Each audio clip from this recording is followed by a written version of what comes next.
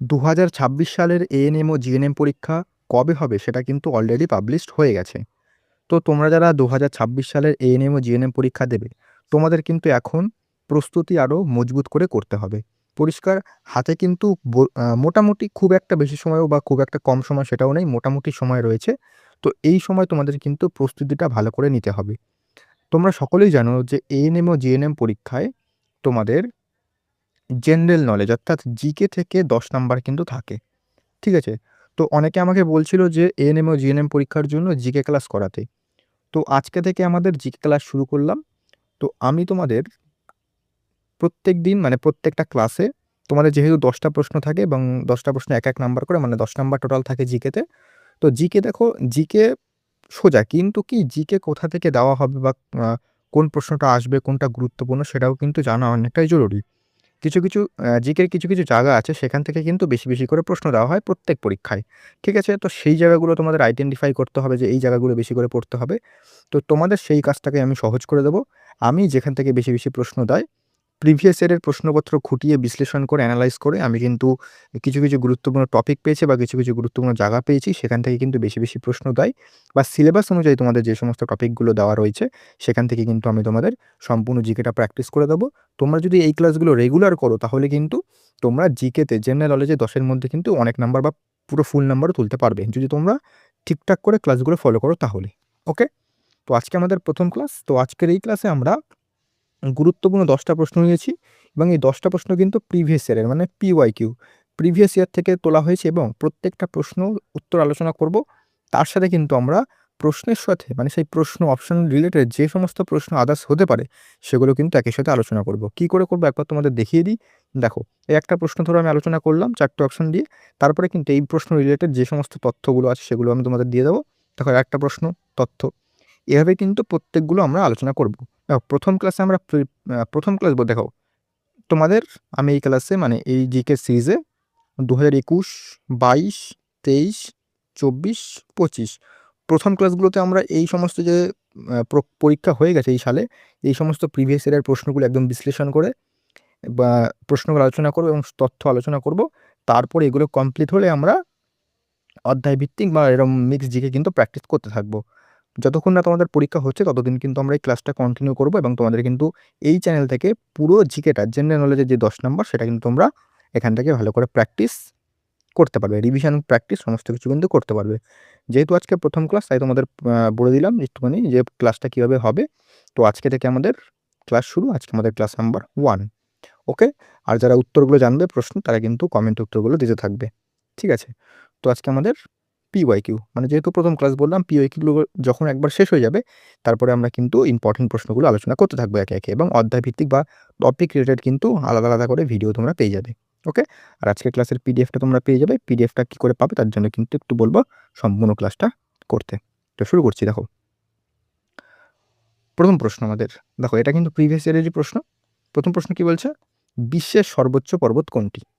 Everest, K2, Fuji, Kanchenjunga. যারা উত্তর জানো ভিডিওটা পজ করো, কমেন্টে উত্তর করো। এটার কি উত্তর কি হবে? যদি বলে বিশ্বের সর্বোচ্চ শৃঙ্গ তাহলে উত্তর কি হবে? উত্তর হবে অপশন নাম্বার ক, মাউন্ট এভারেস্ট। ওকে? এবার আমরা তথ্য দেখে নিই। দেখো, মাউন্ট এভারেস্ট উত্তর তোমরা বলে দিলাম। মাউন্ট এভারেস্ট এটি নেপাল ও তিব্বত সীমান্তে রয়েছে। এর বর্তমান উচ্চতা কত? এই পয়েন্টটা দেখতে হবে না, ৮৮৪৮ টা দেখে রাখবে জাস্ট।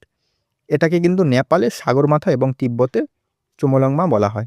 ঠিক আছে? এটা কিন্তু তোমাদের মাথায় রাখতে হবে। কোথায় কি বলা হয়। এটা কিন্তু খুব গুরুত্বপূর্ণ। K2 বা গডউইন অস্টিন এটা বিশ্বের ২য় সর্বোচ্চ শৃঙ্গ। এর উচ্চতা ৮৬১১ মিটার। এটি কারাকোরাম পর্বতশ্রেণীতে অবস্থিত। এটাও কিন্তু গুরুত্বপূর্ণ যে এটা কোন পর্বতশ্রেণীতে অবস্থিত। এটা হচ্ছে কারাকোরাম পর্বতশ্রেণীতে অবস্থিত। কাঞ্চনজঙ্ঘা এটা হচ্ছে বিশ্বের ৩য় পর্বতশৃঙ্গ এবং ভারতের কিন্তু কাঞ্চনজঙ্ঘা কি ভারতের উচ্চতম শৃঙ্গ। এটা মাথায় রাখবে। মাউন্ট ফুজি এটি জাপানের সর্বোচ্চ শৃঙ্গ এবং একটি সুপ্ত আগ্নেয়গিরি। এটাও কিন্তু মাথায় রাখবে। এবার দুটো গুরুত্বপূর্ণ পয়েন্ট তোমাদের মাথায় রাখতে হবে। সেটা হচ্ছে, প্রথম যদি বলে এভারেস্ট জয় করেন কে? তাহলে হবে এডমন্ড হিলারি ও তেনজিং নরগে। এটা হচ্ছে ১৯৫৩ সালে। এবং প্রথম যদি বলে ভারতীয় মহিলাকে এভারেস্ট জয় করেন ধরাবে কিন্তু বাচেন্দ্রী পাল ১৯৮৪ সালে। ওকে? তো এই দুটো পয়েন্ট থেকেও কিন্তু প্রশ্ন আসতে পারে। তো দেখলে আমরা একটা প্রশ্ন উত্তর আলোচনা করলাম এবং সেই রিলেটেড যে সমস্ত প্রশ্ন হতে পারে বা সেই সম্পর্কিত বা আশেপাশে যে সমস্ত প্রশ্নগুলো হতে পারে সেগুলো কিন্তু একবারে আমরা আলোচনা করে দিলাম। ওকে? তো এভাবেই কিন্তু পুরো আলোচনাটা হবে। নেক্সট কোশ্চেন আমাদের কি বলছে 2 নম্বর, ভারতীয় সংবিধানের 8ম তফসিলে ভুক্ত ভাষা সংখ্যা কয়টা? মানে 8ম তফসিলে মানে এই শিডিউলে যে কতগুলো ভাষা রয়েছে। দেখো এখানে উত্তর যারা জানো অবশ্যই কমেন্ট করো। এটার উত্তর কি হবে? এটার উত্তর হবে কিন্তু অপশন নাম্বার ক 22। টোটাল কিন্তু 22টা ভাষা রয়েছে। এবার দেখো আমরা এবার পুরো তথ্য দেখে নিই। দেখো মূল সংবিধান অনুসারে কিন্তু 1950 সালে যখন সংবিধান কার্যকর হয় 26শে জানুয়ারি আমরা জানি সংবিধান কার্যকর হয় এবং গৃহীত হয় 26শে নভেম্বর 1949। তখন 8ম তফসিলে কিন্তু মাত্র 14টা ভাষা ছিল। এটা কিন্তু দিতে পারে। বর্তমানে যদি বলি তাহলে কিন্তু টোটাল 22টা ভাষা রয়েছে। ভাষার সংযোজন মানে বিভিন্ন সংবিধান সংশোধনের মাধ্যমে কিন্তু ভাষা এড হয়েছে। প্রথম যেটা এড হয়েছে 21তম সংবিধান সংশোধনী 1967, এখানে সিন্ধি ভাষা যেটা আছে সেটা কিন্তু এড হয়েছে। 71তম সংবিধান সংশোধনী 1992 সালে এখানে কোঙ্কনি, মণিপুরি এবং নেপালি 3টে ভাষা এড হয়েছে। 92তম সংবিধান সংশোধনী 2003, এখানে সাঁওতালি, ডোগরি, মৈথিলি এবং বোডো এই 4টে ভাষা কিন্তু অ্যাড হয়েছে। ওকে, এগুলো কিন্তু পরীক্ষায় দেবে। তারপরে আমাদের ধ্রুপদী ভাষা বা ক্লাসিক্যাল ল্যাঙ্গুয়েজ দেখে নিই। বর্তমানে ভারতে কিন্তু 11টা টোটাল ধ্রুপদী ভাষা রয়েছে। তামিল, সংস্কৃত, কন্নড়, তেলেগু, মালায়ালাম, ওড়িশা, মারাঠি, এই যে মারাঠি, তারপরে পালি, প্রাকৃত, অসমীয়া, বাংলা এগুলো কিন্তু 2024 সালে অ্যাড হয়েছে। বাকি আগে 7খানা ছিল। ঠিক আছে? এটা কিন্তু মাথায় রাখতে হবে। ওকে? নেক্সট দেখে নিই আমরা 3 নম্বর, মানবদেহের সবচেয়ে বড় অঙ্গ কোনটা? এখানে কিন্তু অনেকে কনফিউজড হয়ে যায়। উত্তর তোমরা যারা জানো তারা কমেন্ট করো। যদি বলে দেখো সবচেয়ে বড় অঙ্গ বলেছে কিন্তু এখানে অঙ্গ যদি বলে তাহলে কিন্তু এটা ত্বক হবে। ঠিক আছে? আবার দেখো ত্বক হচ্ছে মানবদেহের সবচেয়ে বড় অঙ্গ। ঠিক আছে? কিন্তু যকৃৎ কি? যকৃৎ যদি পরীক্ষায় যকৃৎ বলে তাহলে সবচেয়ে বড় গ্রন্থি বা গ্ল্যান্ড যদি বলে গ্রন্থি কিন্তু যকৃৎ। অনেকে কিন্তু এখানে আমি যকৃৎ প্রশ্ন উত্তর করেছে কিন্তু সেটা ভুল হবে। অঙ্গ যদি বলে অর্গান তাহলে কিন্তু ত্বক হবে। আর যদি বলে গ্রন্থি বা গ্ল্যান্ড তাহলে কিন্তু যকৃৎ হবে। ওকে? পাকস্থলী, একটি যে আকৃতির পাকস্থলী, তোমরা অনেকেই ছবি দেখেছো। এখানে কিন্তু HCl বা হাইড্রোক্লোরিক অ্যাসিড নিঃসৃত হয়। এটা কিন্তু খুব গুরুত্বপূর্ণ। ফুসফুস, এটা মানুষের প্রধান শ্বসন অঙ্গ এবং ফুসফুসের আবরণীকে কিন্তু প্লুরা বলে। এটাও কিন্তু পরীক্ষায় দিতে পারে। অন্ত্র বা ইন্টেস্টাইন, ক্ষুদ্রান্ত স্মল ইন্টেস্টাইন মানে দুটো আছে, একটা স্মল ইন্টেস্টাইন, একটা হচ্ছে লার্জ ইন্টেস্টাইন। কিন্তু এটা কিন্তু দৈর্ঘ্যে বেশি বড়। ওকে? তো এখানে কিন্তু বেসিক যে বায়োলজি সেটাও কিন্তু পরীক্ষায় দেয়। সেটা কিন্তু তোমাদের আমি ধীরে ধীরে প্রশ্ন উত্তরের মাধ্যমে করিয়ে দেবো। ওকে? এবার কিছু গুরুত্বপূর্ণ তোমাদের স্ট্যাটিক জিকে টাইপের দেখো বায়োলজি থেকে। মানবদেহের দীর্ঘতম হাড় কোনটা? ফিমার, যেটা পায়ের হাড়। মানবদেহের ক্ষুদ্রতম হাড় হচ্ছে স্টেপিস, কানের হাড়। এবং মানবদেহের বড় পেশি হচ্ছে গ্লুটিয়াস ম্যাক্সিমাস। এটা কিন্তু সবচেয়ে বড় পেশি। আমি কিন্তু এভাবেই সমস্ত আলোচনা করে দেবো। ওকে? তো এগুলো চাইলে তোমরা খাতায় লিখে নিতে পারো বা আমি তো বললাম পিডিএফের জন্য একটু শেষ পর্যন্ত দেখো। নেক্সট কোয়েশ্চেন কি বলছে? কাকে উড়ন্ত শিখ বলা হয়? এখানে দেখো বলো উড়ন্ত শিখ কাকে বলা হয়? তো যদি বলে কাকে উড়ন্ত শিখ বলা হয় তাহলে উত্তর হবে কিন্তু অপশন নাম্বার ক, মিলখা সিংকে কিন্তু উড়ন্ত শিখ বলা হয়। ঠিক আছে? তিনি একজন ভারতের কিংবদন্তি দৌড়বিদ। তিনি 1958 এবং 1962 সালে এশিয়ান গেমসে ভারতের স্বর্ণপদক জিতিয়েছিলেন। পিটি উষা তাকে কি বলা হয়? তাকে বলা হয় পাওলি এক্সপ্রেস এবং গোল্ডেন গার্ল। সৌরভ গাঙ্গুলিকে কি বলা হয়? প্রিন্স অফ ক্যালকাটা এবং দাদা। এটা তোমরা সকলেই জানো। এবার আমাদের বিভিন্ন খেলোয়াড় এবং তাদের ডাকনামগুলো একটু দেখে নিই, এখান থেকে প্রশ্ন দিতে পারে। যেহেতু প্রিভিয়াস ইয়ারে প্রশ্ন দিয়েছে তাই কিন্তু এই ইয়ারেও প্রশ্ন সেখান থেকে দিতে পারে। ওকে? ধ্যানচাঁদ তাকে কি বলা হয়? হকির জাদুকর, দ্য উইজার্ড। সচিন তেন্ডুলকর তাকে master blaster. Sunil Gavaskar little master, এটা আবার WBSSC গ্রুপ সি পরীক্ষায় এসেছিল। বিশ্বনাথন আনন্দ তাকে বলা হয় লাইটনিং কিড। মেরি কম তাকে বলা হয় magnificent Mary. Kapil Dev Haryana hurricane. Mahendra Singh Dhoni Mahi, captain cool, তোমরা সকলেই জানো। থালা। লিয়েন্ডার পেইস তাকে বলা হয় পকেট ডায়নামো। ওকে? তো এগুলো কিন্তু অত্যন্ত গুরুত্বপূর্ণ, এগুলো চাইলে তোমরা নোট করে নিতে পারো। ওকে? নেক্সট প্রশ্ন কি বলছে? সোডিয়াম বাইকার্বনেট সাধারণত কি নামে পরিচিত? বলো বেকিং পাউডার, সাধারণ লবণ, ভিনেগার, আজিনামোটো। বলো কি হবে? দেখো সোডিয়াম বাইকার্বনেট যদি বলে তাহলে কিন্তু এটা উত্তর হবে বেকিং পাউডার। ওকে? দেখো বেকিং পাউডার, সাধারণ লবণকে কি বলা হয়? Sodium chloride. ভিনেগারের যে রাসায়নিক নাম সেটা হচ্ছে লঘু অ্যাসিডিক অ্যাসিড। এবং আজিনামোটোর মোনোসোডিয়াম গ্লুটামেট। ওকে? এবার আমরা বিভিন্ন রাসায়নিক নাম দেখে নিই। দেখো সোডিয়াম কার্বনেট কার রাসায়নিক নাম? কাপড় কাচার সোডা। ক্যালসিয়াম কার্বনেট হচ্ছে মার্বেল পাথর বা চুনাপাথর। ক্যালসিয়াম হাইড্রক্সাইড হচ্ছে কলিচুন। তারপর হচ্ছে তোমাদের ক্যালসিয়াম অক্সাইড হচ্ছে পোড়াচুন। নাইট্রাস অক্সাইড হচ্ছে লাফিং গ্যাস, যেটাকে আমরা বলি। তারপরে সলিড কার্বন ডাইঅক্সাইড হচ্ছে শুষ্ক বরফ বা ড্রাই আইস, যেটা আমরা বলি, অনেকে তোমরা দেখেছো হয়তো। কপার সালফেট হচ্ছে তুতে। তার ব্লু ভিট্রিয়াল। আর জিঙ্ক সালফেট হচ্ছে হোয়াইট ভিট্রিয়াল। এগুলো কিন্তু তোমাদের মাথায় রাখতে হবে, এখান থেকে কিন্তু প্রশ্ন দিতে পারে। ওকে? নেক্সট দেখো 6 নম্বর, ভারতের কোন শহরকে নীল শহর বলা হয়? বলো কোন শহরকে নীল শহর বলা হয়? যদি বলে নীল শহর তাহলে কি হবে? তাহলে অপশন নাম্বার গ, যোধপুর। দেখো, যোধপুরকে নীল শহর বলা হয়, তাছাড়া ব্লু সিটি, তারপরে সান সিটিও বলা হয়। ব্যাঙ্গালোরকে কী বলা হয়? ব্যাঙ্গালোরকে সিলিকন ভ্যালি বলা হয়, উদ্যান নগরী বলা হয়, আইটি হাব বলা হয়। আগ্রাকে বলা হয় তাজনগরী, দিল্লিকে বলা হয় র্যালি নগরী বা সিটি অফ র্যালিস। এগুলো কিন্তু পরীক্ষায় দেবে। তারপরে দেখো, আমরা ডাকনাম দেখিনি শহরের বিভিন্ন। জয়পুরকে বলা হয় গোলাপি শহর, উদয়পুরকে বলা হয় হ্রদেশ্বর বা সিটি অফ লেকস, কলকাতাকে বলা হয় প্রাসাদ নগরী, সিটি অফ জয়, কোচিকে বলা হয় আরব সাগরের রানী, জামশেদপুরকে বলা হয় ভারতের পিটসবার্গ বা স্টিল সিটি বলা হয়, আহমেদাবাদ হচ্ছে ভারতের ম্যানচেস্টার, কানপুর উত্তর ভারতের ম্যানচেস্টার এবং পুনে দক্ষিণাত্যের রানী। ওকে, তো এগুলো কিন্তু অবশ্যই গুরুত্বপূর্ণ, এগুলো কিন্তু দেখে রাখবে। ক্লিয়ার? নেক্সট আমরা দেখি লেডি উইথ দ্য ল্যাম্প কাকে বলা হয়? বলো এটা কি হবে? দেখো, যদি বলে লেডি উইথ দ্য ল্যাম্প তাহলে কিন্তু হবে ফ্লোরেন্স নাইটিঙ্গেল। ওকে, দেখো, তিনি আধুনিক নার্সিং সেবার অগ্রদূত এবং ক্রিমিয়ার যুদ্ধের সময় তিনি আহত সৈনিকদের হাতে লণ্ঠন নিয়ে সেবা করতেন বলে তাকে লেডি উইথ দ্য ল্যাম্প বলা হয়। এটা জাস্ট ফ্যাক্ট একটা দেখে রাখো। পরবর্তী প্রশ্ন দেখি, নিচের কোন রোগটি পতঙ্গের কামড়ের ফলে হয়? বলো, ডেঙ্গি, স্কারভি, নিউমোনিয়া, অ্যাজমা। এটা কিন্তু অ্যাজমা হবে। ওকে,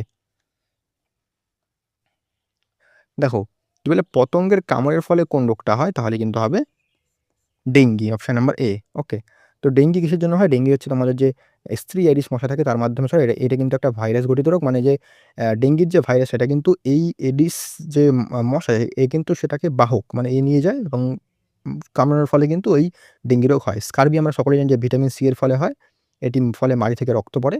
নিউমোনিয়া হচ্ছে এটা ফুসফুসের সংক্রান্ত, সাধারণত ব্যাকটেরিয়া দ্বারা হয়। তারপরে হাঁপানি বা অ্যাজমা, এটা হচ্ছে শ্বসনতন্ত্রের সমস্যা এবং যা মূলত অ্যালার্জি বায়ু দূষণের কারণে হয়ে থাকে। এটি কোনো পতঙ্গের মাধ্যমে ছড়ায় না। এবার আমরা দেখি বিভিন্ন রোগ এবং তার বাহক। ম্যালেরিয়া, সি অ্যানোফিলিস মশা, গোদ এটা হচ্ছে স্ত্রী কিউলেক্স মশা এবং কালাজ্বর হচ্ছে বেলে মাছি বা স্যান্ডফ্লাই, টাইফয়েড হচ্ছে দূষিত জল বা খাবার। এটা মূলত ব্যাকটেরিয়া গঠিত রোগ। ওকে, তো এখান থেকে কিন্তু প্রশ্ন দিতে পারে। নেক্সট, আ নিচের কোন বাদ্যযন্ত্রটি আমজাদ আলী খান বাজান? আমজাদ আলী খান কোন যন্ত্রটি বাজান? বীণা, তবলা, সরোদ, সেতার। বলো। দেখো, যদি বলে আমজাদ আলী খান তাহলে উত্তর হবে কিন্তু অপশন নাম্বার গ, সরোদ। তিনি কিন্তু সরোদ সম্রাটও কিন্তু তাকে বলা হয় সরোদ সম্রাট। ওকে, দেখো, ওস্তাদ আমজাদ আলী খান তিনি ভারতের একটা বিশ্ববিখ্যাত সরোদবাদক। বীণা, তিনি কিন্তু ভারতের একটি প্রাচীনতম বাদ্যযন্ত্র, বিখ্যাত বাদ্যকর। আসাদ আলী খান কিন্তু তিনি বীণা বাজান। তবলা, জাকির হোসেন আল্লাহ রাখা খান। সেতার, বিখ্যাত বাদ্যকর কারা কারা আছেন? পণ্ডিত রবিশঙ্কর এবং বিলায়েত খান। বাকি আমি এখানে লিখেও দিয়েছি। বাঁশি, হরপ্রসাদ চৌরাশিয়া, পান্নালাল ঘোষ। সানাই, বিসমিল্লাহ খান। সরোদ, আমজাদ আলী খান, আলাউদ্দিন খান। সন্তুর, পণ্ডিত শিবকুমার শর্মা। সেতার, পণ্ডিত Ravishankar. Tabla, Ustad Zakir Hussain. Violin, L Subramaniam, T N Krishnan. Ghatam, T H Vinayakram. এগুলো কিন্তু গুরুত্বপূর্ণ, দেখে রাখবে।